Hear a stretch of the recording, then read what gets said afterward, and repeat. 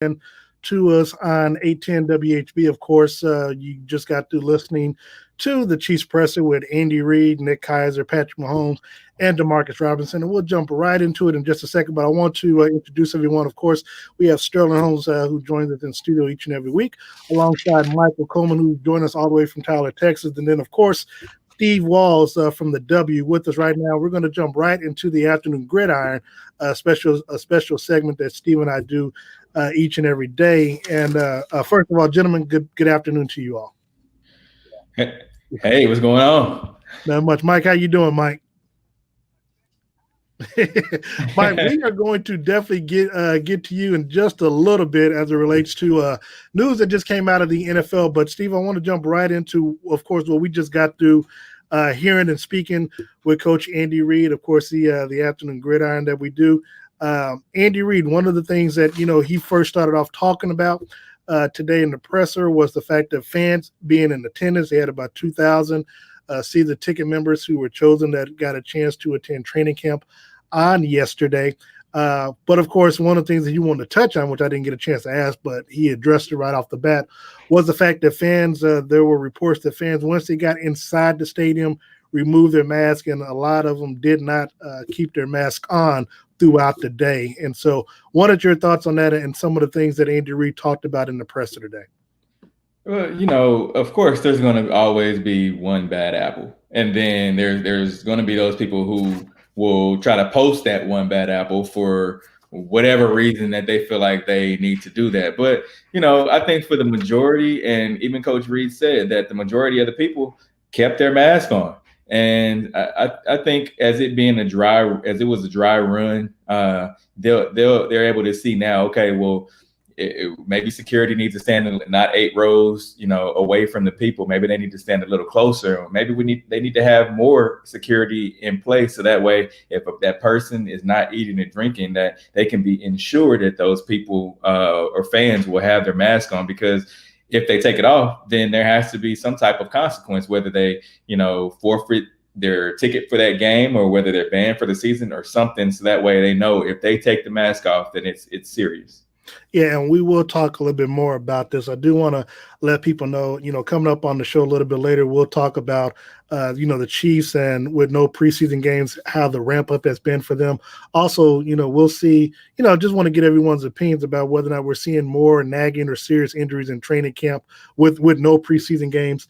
In the next hour, we'll actually open up the phone lines for fans who were actually at training camp on yesterday. Definitely want to get your point of view from what you saw the Kansas City Chiefs. And then, of course, one of the things that I definitely want to talk with Mike about it and Steve is whether or not we should look at possibly going after Earl Thomas. He was just released from the Baltimore Ravens, and we'll talk a little bit more about that in the 1 o'clock hour. And then, of course, we'll end the show talking some NBA playoff basketball, since we have the Clippers I almost said the wrong name. The Clippers, Clippers and Dallas following the show today at 2:30. But Steve, going back in, what were some other takeaways that you got from Andy Reid in this press today? Because one of the things that he mentioned that Juan Thornhill actually returned to 7-on-7 drills and said that they look good. Didn't really have a lot of injuries. Well, they didn't report any injuries today. And also, I think when asked, he talked about the relationship that Darrell Williams has with Clyde Edwards-Helaire and how that might be beneficial to Clyde coming into the league. I think one of the things that stood out to me was Andy talking about his relationship with Patrick. I think the question was asked, Patrick and Andy were talking at length, during stretching, and just what all goes into his relationship, on a day-to-day basis with the face of the league. And I think Andy said that there's a healthy learning center in that quarterback room to where Patrick, there's youth there, and Patrick is able to relay the messages from Andy to the rest of the team, and also inside of that quarterback room. And, I think Andy and Patrick have developed that, I don't want to say father-son type relationship, but that's kind of what it seems like, because, when Patrick said when he makes a mistake and he looks downfield, he always comes off the field, and Andy's like, well, what did you see there? Or why did you do this? He always questions what he does, not his ability or or something like that. But he always gives him that question so that way he can answer to, what he did. One of the things that when I got a chance to ask Andy Reid was about, with so much talent, which is something that we talk about, with so much talent that this team has, what is it as a coach does he do late at night, or if he's still in the office, how does he come up and design new plays that we haven't seen before? Because I'm curious. Obviously, we didn't know that they were going to pull out the Rose Bowl play in 1948, I believe it was, in the Super Bowls. Does he go back and does he look at old games and old tapes and try to figure out how he can put his stank on it, his remix or whatever on it? And and of course, Andy, to his credit, gave a lot of credit to obviously his coaching staff, Eric Bieniemy, and coaches like that. What did you take away from his answer? I was just getting ready to say exactly what you said. He gave a lot of credit to the rest of his coaching staff. No matter how late he stays up, it's something that he loves. And he also, if you read between the lines there, he said he's going to be around for a while because I caught that. He still loves what he does. Trying to push him out the door. Exactly. So he's going to be around for a while, even though he's getting up there in age. But I think Andy is still youthful because of what the youth that he has around him. Yeah, and the creativity that he's able to come up with. And he did say that with the addition of Clyde, that gives them an extra amount of creativity to look at the running game and how to utilize it. I know, we kind of talked yesterday, Steve, about, whether or not Clyde would actually enhance or do more for the running game, knowing that this is a passing team. Again, to that point, to that credit, I believe that the addition of Clyde, and because he played in a national title game, winning it, and played at the highest level of college, that's going to be a much more easier pathway for him to transition over. And Michael, as a former running back, how easy? Well, let me use that term loosely. How easy is it for a running back to transition, in your opinion, from the college game to the professional game?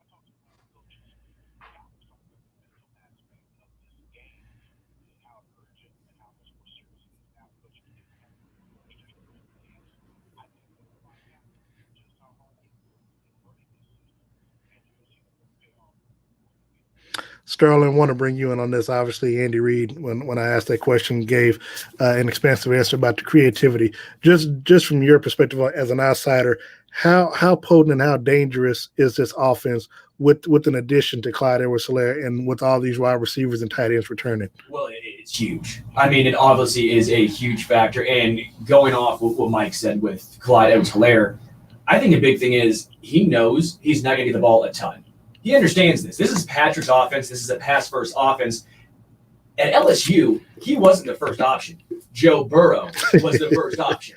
And I think that's a huge factor. A lot of running backs we've seen around the NFL, they just want the ball. They don't care about anything else. They care about their numbers. They care about their touches, and they complain if they don't get it.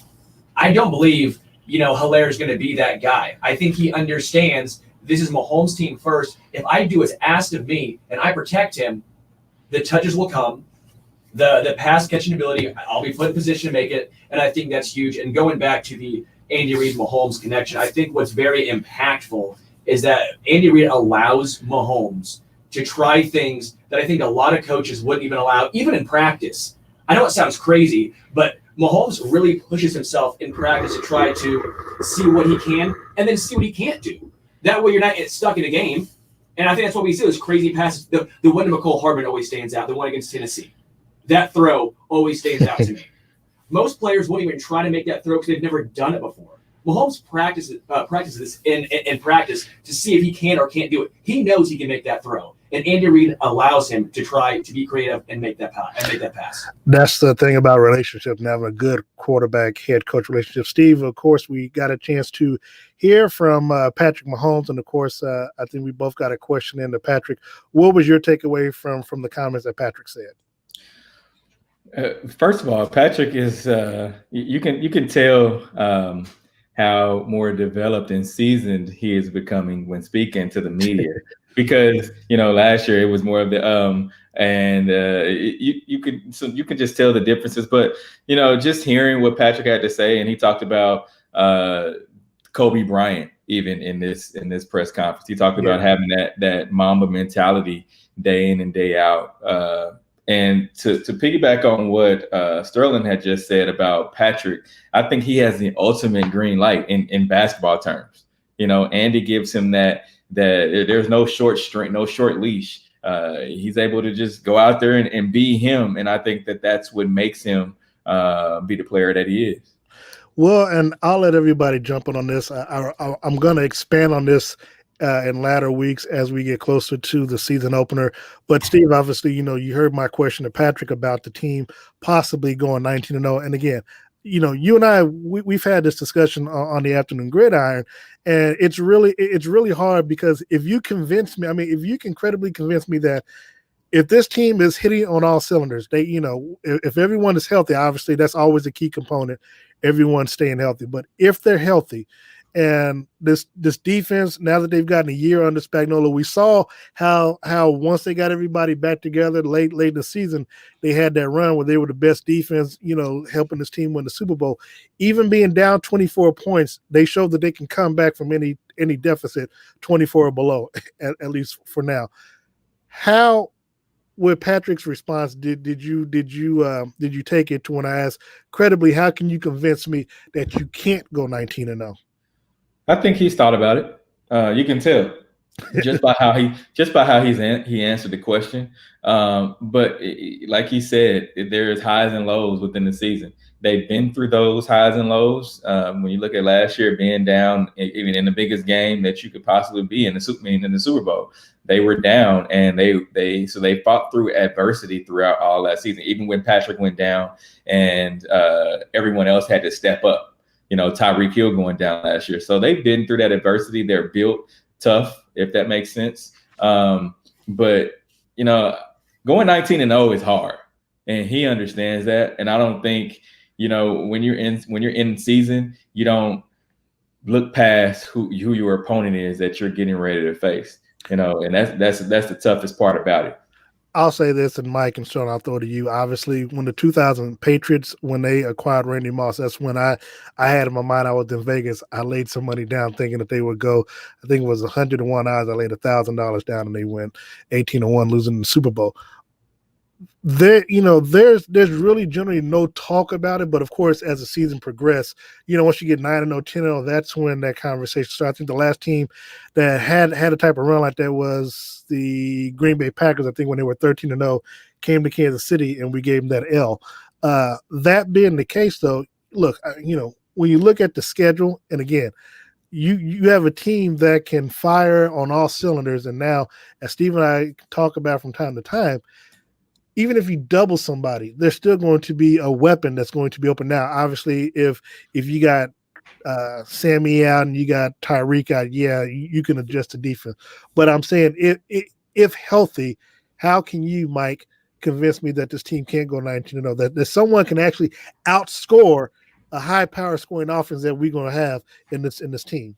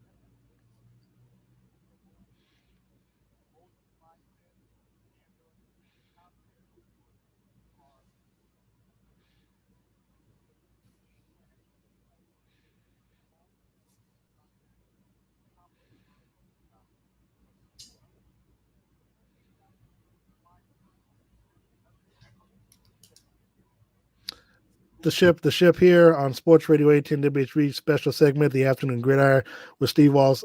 Again, Sterling convinced me otherwise that this team can't go 19-0. I mean, if you're looking just based on paper, the game's not played on paper though. Facts. On paper, the Chiefs should go 19-0, but you could probably say about teams in the past. If you're looking at it this year, as good as this Chiefs team is, there's inevitably going to be a game that's crazy. Remember the Tennessee game last year? Chiefs rolled against the Titans. They somehow lost that game. Stuff happens. It's the NFL. And if you're actually looking at the schedule this year, I don't want to, be a fear monger. They have some tough games. Yeah. Week 1, Texans. I think the Chargers, you have no idea what to expect. Tampa Bay, New Orleans. You have Ravens. You have the Pats who knows with Cam Newton. I think the Raiders are much improved. I've been big on the Bills for a while. Again, this Chiefs team on paper is better than all these teams. But inevitably, stuff happens game in and game out. I know you said take injuries out of the equation, but injuries happen every year. And the Chiefs didn't use it as an excuse last year. They still won the Super Bowl. They did. But games were affected. Mahomes, even when he had some of his weapons out, it was against the Texans or the Colts. They put up 13 points. Mahomes played that game. Stuff happens. It's the NFL. So as much as I want to say on paper the Chiefs go 19-0, until they start off 10-0, I'm probably not going to get too into that. Yeah, I know Steve and others kind of gave me the business last year to having them go 19-0, but the end result was still the same. Whether they went 19-0 or 12-4, they still won the Super Bowl. So I just want to point that out. You got to remember. Sterling was right. You got to remember, like Sterling said, is the game isn't played on paper, and they came out last year and they laid a couple of eggs in a few first half possessions that they had. They didn't play so well until the latter half of the season. Steve, also following Patrick Mahomes, we had tight end Nick Dizer, and Nick Kaiser. Give me your thought process on what he had to say, and of course, I got a question in about his relationship with Travis Kelce, and and whether or not he's learned or stole some things from what he saw or what he's learned from not from Patrick, but from Travis Kelce. Your thoughts on that? The biggest thing was him, acknowledging that he's spending that year on the practice squad helped him, develop to be an NFL player. He said that he learned a lot. He was a sponge soaking up game, so to speak, from Travis and also Blake Bell, who is another veteran in this league. And, his ability to learn how to block, and also run routes. He said building up his strength in the offseason was the biggest thing. Finally, of course, we got a chance to talk to Demarcus Robinson, wide receiver. First time I think we have talked to him this offseason, as a matter of fact. Of course, he just got to having his first kid earlier this summer, and of course you got a chance to talk to him. I think you and a few others asked him about free agency, things like that. What brought him back to Kansas City? He was really stressing the point that he chose to come back to Kansas City. Not that the free agent market dried up for him, after winning the Super Bowl, but it was more so he wanted to win more titles, and of course the relationship that he has with Sammy and Tyreek and Patrick off the field helped in his decision making and coming back on the field here and coming back to Kansas City. That camaraderie that they have, it's that friendship. And I asked him, it's the thing about the friendship that they have in the tight-knit group. They have developed that not only inside of the locker room, but they take trips together, their families go places together. And that was the biggest thing. And I felt like it was disrespectful for that question to be asked, about, him not having any other options. Even Andy Reid said he can be a starter on any team. And number one, Patrick said that too. Yeah. Exactly. And they still look at him as that. He's just, how the numbers work out on the squad. I mean, so now he's kind of a backup. But I think he could have gone anywhere. And, it is what it is. He understands, and he stressed the big thing about winning championships, and that's what he wants to do. And that's the thing, Sterling, when you hear his comment, it also harkens back to Sammy Watkins. They could easily go someplace else and put up big numbers, but then you go back to losing. And that's something that, once you get a bite of that apple, you get a bite of that championship ring, that championship, you're not trying to go back. you can only make so much money. And look, I don't hearken on no one trying to go out and make as much money. But if you do that, you also have to go with the consequences on you sign a $15 million contract with the Cincinnati Bengals. Well, you ain't going to see the Super Bowl no time soon. So, you got to weigh those options. So if you want to have a chance, and you can always do more, winning 2 Super Bowls might help you actually make more money, the second, if you become a free agent once again. And so Sterling, to that point. Well, to me, I think it comes down to, he's not a number 1. Come on, guys. I like DeMarcus Robinson. He could be a number 2, but you're telling me he's a number 1. I don't know if I believe that. Well, Patrick said he is. Who am I to doubt Patrick? He's going to say that. But he's a very solid wide receiver. I put him right with the Chris Conleys, and I think that's probably a very good explanation of why he stayed in Kansas City. Look at Chris Conley. Chris Conley thought he was going to go to Jacksonville. He thought he was going to be the guy. He got his money. What happened? He wasn't that guy. He wasn't the number 1. He had a fine season. But what did Jacksonville do? Nothing. DeMarcus Robinson knows he can stay here. He can make decent money and win. And the thing is, would you probably put Chris Conley in the same boat, in the same standard as DeMarcus Robinson and Chris Conley? Those 2 guys is probably about pretty similar. Yeah, Robinson's skill set is a little bit better. It's a little bit better. I think we've seen more of a ceiling from DeMarcus Robinson. We've seen games. The Ravens game comes to mind. We've seen some of those huge breakup performances. But Chris Conley, I mean, he had some solid games, some solid plays. My point is, I think he probably saw what Chris Conley did. Does he want to go to Jacksonville, be forgotten forever? I mean, because rebuilding teams, they're going to try to find the next best guy anyways. No, I'm with you on that. Wants to do that. I want you on that. The Afternoon Gridiron, of course, with Steve Walls, Darren Smith. We're going to take a quick timeout right here on the ship here on Sports Radio 18 WHB. Coming up again at the top of the hour, we'll open up the phone lines. Fans that were in attendance Saturday with training camp, feel free to jump on the phone lines right now at 913-381-1010, and then we'll talk a little bit more about who might make the squad after this last week of training camp, and will the Chiefs or even the Dallas Cowboys take a chance on safety. All time is coming up at about 1:17. So keep it locked in. We'll be right back. All my brothers and sisters out there in Omaha, Nebraska, listen to the ship. Appreciate you tuning in. We'll be right back after this timeout.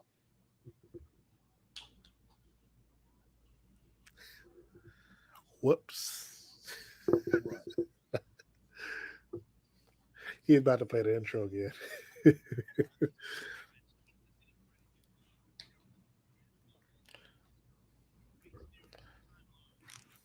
Steve, it's up to you if you want to keep it live or not. I mean, yeah, we are done with the Gridiron segment, yeah.